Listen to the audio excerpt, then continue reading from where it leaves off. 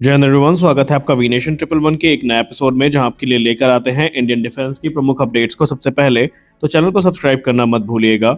आज की इस रिपोर्ट की हम शुरुआत करने वाले हैं सैफरान को लेकर आई एक बहुत बड़ी रिपोर्ट से। सैफरान को लेकर आप सबने सुन तो लिया ही होगा कि सैफरान की जो नई फैसिलिटी है, इसको हैदराबाद में माननीय प्रधानमंत्री जी के द्वारा वर्चुअली इनॉग्रेट किया गया था। जहां पर वैसे तो जो लीप इंजन हैं उनको एमआरओ सपोर्ट प्रदान किया जाएगा, लेकिन सैफरान ने ये भी इंडिकेशन कल ही दे दिए थे कि जेट इंजन के लिए भी जो संभावनाएं हैं वो वहां पर हमें देखने को मिलेंगी, और आज ऐसा ही कुछ हुआ है। सैफरान के एक सीनियर अधिकारी ने मीडिया से बात करते हुए कहा कि saffron advance medium combat aircraft के लिए जो इंजन टेक्नोलॉजी है, या कि आप ये कह सकते हैं कि टीओटी है, वो तो भारत को प्रदान करेगा ही करेगा। इस टीओटी में जो हॉट सेक्शन टेक्नोलॉजी है ये भी अब भारत को दी जाएगी। सैफरान ने कहा कि कंप्लीट ट्रांसफर ऑफ टेक्नोलॉजी के साथ साथ जो कंप्लीट आईपीआर है या इंटेलेक्चुअल प्रॉपर्टी राइट्स हैं, ये भी भारत को दिए जाएंगे, जिसका सीधा मतलब ये है कि भारत के पास पूर्ण स्वतंत्रता होगी कि वो इन इंजन को चाहे मॉडिफाई करे चाहे एक्सपोर्ट करे। इसमें भारत को किसी प्रकार परमिशन लेने की जरूरत नहीं है। इसके अलावा सैफरान ने ये एमआरओ सेटअप के बाद एक और बड़ी घोषणा करी है, जहां पर सैफरान ने कहा कि भारत अगर 114 राफेल फाइटर्स की खरीद करता है तो वो बेसिकली M88 इंजन के जो लोकल प्रोडक्शन है उस पर भी काम करने के लिए तैयार हैं। दरअसल आपको बता दें कि इस समय ऐसे सिचुएशन बन रहे हैं, ऐसी संभावनाएं बन रही हैं जहां पर 114 राफेल की संभावनाएं प्रबल होती जा रही है, क्योंकि आपने हाल ही में देखा होगा जिस प्रकार का डेवलपमेंट हमें देखने को मिला है, फिर चाहे वो राफेल की एमआरओ फैसिलिटी हो या फिर जेट इंजन की जो मेंटेनेंस, रिपेयर और ओवरऑल फैसिलिटी हो, ये भारत में खुली है। उसको देख करके हम ये कह सकते हैं कि कहीं ना कहीं जो सैफरान है उसकी उम्मीदें और दसाल्ट की उम्मीदें एक साथ जग रही है। अब आइए जान लेते हैं पूरा मामला क्या है। देखिए, फ्रेंच एरोस्पेस जायंट ने ये क्लियर कर दिया है कि वो धीरे धीरे कर कर अपना पूरा बिजनेस जो है वो भारत में ला रहे हैं, क्योंकि भारत को एक बड़े हब के तौर पर देखते हैं। और उन्होंने यहाँ भी कह दिया कि अगर भारतीय वायुसेना एडिशनल राफेल के ऑर्डर्स को प्लेस करती है तो उनका प्रपोजल तो ये भी है कि वो अपने इंडस्ट्रियल कमिटमेंट को पूरा करने के लिए एक ग्लोबल ओईएम जो है उसमें भारत को शामिल करें, और इसके अंतर्गत भारत में ही जो अपना की सप्लाई चेन है उसको मेंटेन करें और इंजन प्रोडक्शन शुरू करें। सैफरान ने अपने उसी पुरानी जो कह सकते हैं प्रेरणा है या उसी पुराने संकल्प को एक बार फिर से रिवाइव किया है, जहां पर वो भारत के साथ मिल करके जो मल्टी लेयर प्लान है उसको आगे बढ़ाने वाला है, जहां पर लीप इंजन के साथ साथ जो जेट इंजन है इनका निर्माण भी भारत में किया जा सके। राफेल की जहां तक बात रही तो राफेल फाइटर ऑलरेडी भारतीय वायुसेना के सर्विस में है और भारतीय नौसेना इनको प्राप्त करने वाली है।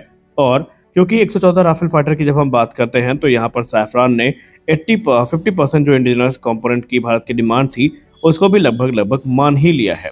सैफरान ऑफिशियल ने यह भी कंफर्म किया है कि अगर भारतीय वायुसेना फर्दर राफेल प्रोक्योरमेंट के साथ जाती है तो वो फिर फॉलो ऑन ऑर्डर के बीच में एक और बड़ा निर्णय ले सकते हैं, जहां पर इंजन असेंबली के साथ साथ राफेल फाइटर्स तो भारत में बनाए जाएंगे, लेकिन 50% जो भारत की डिमांड है इंडिजिनस कंपोनेंट की उसको मानने में उन्हें कोई दिक्कत नहीं होने वाली है। और वो प्रधानमंत्री श्री नरेंद्र मोदी के आत्मनिर्भर भारत इनिशिएटिव का पूर्णतः समर्थन भी करते हैं।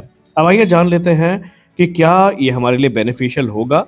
देखिए, अभी जो सैफरान के एमआरओ फैसिलिटी का इनॉग्रेशन हुआ है वो लीप इंजन को लेकर हुआ है, जहाँ पर जो लीप इंजन है जो कि बेसिकली काफ़ी ज़्यादा कमर्शियल जेट जैसे कि एयरबस का A320 नियो हो गया या बोइंग 737 मैक्स प्लेटफॉर्म हो गए, इनमें यूज़ किए जाते हैं।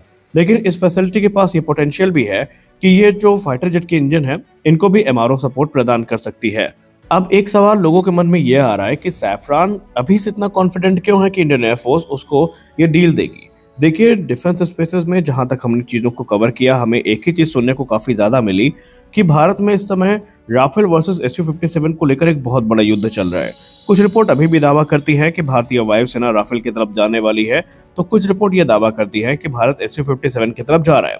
लेकिन अगर हम क्लोजली रिपोर्ट को मॉनिटर करें तो कहीं ना कहीं SU-57 की उम्मीदें फेड होती नजर आ रही हैं। उसके पीछे का एक कारण है। देखिए, इस वीडियो में मेरा बिल्कुल भी ये पर्पस नहीं है कि मैं ये कह दूं कि SU-57 नहीं आ रहे हैं, लेकिन रशियन राष्ट्रपति व्लादिमीर पुतिन का दौरा अब कुछ ही दिनों में होने वाला है, और उससे पहले मीडिया में S-400 एयर डिफेंस सिस्टम को लेकर के चर्चाएं तेज हुई हैं। बड़े बड़े मीडिया हाउसेस ये क्लेम कर रहे हैं कि भारतीय वायुसेना एक बार फिर से एडिशनल 4 से 5 जो स्क्वाड्रन है S-400 एयर डिफेंस सिस्टम की उसके तरफ जा रही है। इसके अलावा SU-57 पर फिलहाल कोई बात नहीं हो रही है। तो कहीं ना कहीं लोगों को अब ये लगने लगा है कि शायद भारतीय वायुसेना अब पूरी तरीके से जो राफेल है उनको लेकर ही प्रतिबद्ध है। अच्छा, इस पे भी विवाद कम नहीं हुआ है।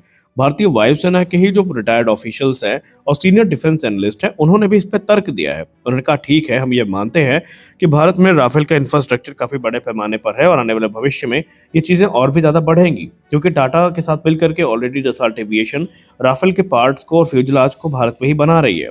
लेकिन हमें इस बात का ध्यान रखना होगा कि हमारे एडवर्सरी खुद को किस हिसाब से तैयार कर रहे हैं, क्योंकि चाहे चाइना हो चाहे पाकिस्तान हो, ये सभी FJFA यानी फिफ्थ जनरेशन फाइटर जेट को एक्वायर करने की तैयारी में है।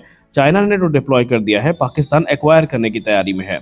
कहीं ऐसा ना हो कि हम 4.5 जनरेशन के एयरक्राफ्ट को फिफ्थ जनरेशन की कीमत देकर खरीदें और भविष्य में वो रिलेटेबल ही ना रहे।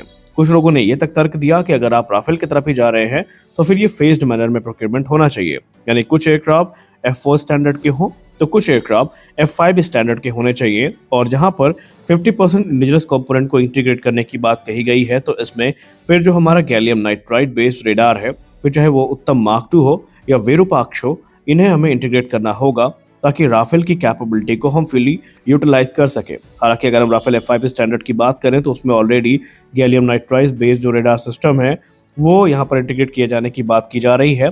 लेकिन राफेल F5 को लेकर आप सबको पता है कि 2030 के दशक में ही वो हमें देखने को मिलने वाले हैं। ऐसे में हमें सोच समझ के ही जो डिसीजन है वो लेना चाहिए ताकि भविष्य में हमें किसी प्रकार की दिक्कत ना हो। हालांकि इस समय सबसे खास बात तो यही है कि भारतीय वायुसेना के लिए चाहे राफेल हो या SU-57 हो, चाहे जो भी लेना है जल्दी लेना पड़ेगा, क्योंकि इंडियन एयरफोर्स घटती स्क्वाड्रन की क्षमता से परेशान है और वो फिलहाल अपने नंबर्स को इंक्रीज करना चाहती है। और हमने हाल ही में एक वीडियो में आपसे बताया भी था कि रूस की जो TOT की बात है SU-57 के साथ, उसमें उन्होंने ये भी कंफर्म किया है कि एक जो लिमिटेड नंबर है या एक स्पेसिफिक नंबर के बाद ही TOT भारत को मिलेगी। और वो स्पेसिफिक नंबर बेसिकली ऐसा क्लेम किया जाता है मीडिया हाउसेज में कि वो स्पेसिफिक नंबर होने वाला है तकरीबन 100 का। यानी रूस ने भी ये चीज़ें इंडिकेशन दे दी हैं कि 100 के ऊपर ही जब नंबर जाएंगे तभी वो TOT और लोकल मैन्युफैक्चरिंग को लेकर बातचीत भारत से करने वाले हैं। लेकिन भारत को चाहिए आंतरिक समाधान। भारत ने या भारत की मीडिया सोर्सेज ने जो अभी तक नंबर प्रपोज किए हैं वो 50 से 60 के हैं। अब जाहिर सी बात है इतनी छोटी संख्या के लिए रूस कभी भी भारत से नहीं बात करेगा। और जो हम लोग सोच रहे हैं कि नासिक प्रोडक्शन लाइन में SU-57 फाइटर जेट्स का निर्माण होता दिखाई पड़ेगा, वो भी कहीं ना कहीं हमारी कपोल कल्पना है जो शायद कभी पूरी ना हो। खैर, अब देखते हैं कि भारत सरकार इस पर क्या निर्णय लेती है। चाहे जो भी हो, हमें एयरक्राफ्ट जल्दी चाहिए। भारतीय वायुसेना इस समय ऐसी स्थिति में नहीं है कि और डिले को फेस कर सके, क्योंकि ऑलरेडी हमें तेजस एयरक्राफ्ट नहीं मिल पा रहे हैं। तेजस मार्क 2 ऑलरेडी 2030 के दशक में मिलेगा। तो ऐसे में राफेल या SU-57 दोनों में से कोई भी आए, हमारे लिए उनका आना जरूरी है। आप इस पर क्या सोचते हैं, कमेंट सेक्शन में जरूर बताइए। क्या भारतीय वायुसेना को राफेल की तरफ जाना चाहिए या SU-57 की तरफ? आप अपनी राय कमेंट सेक्शन में जरूर दें। आज के इस वीडियो में बस इतना ही।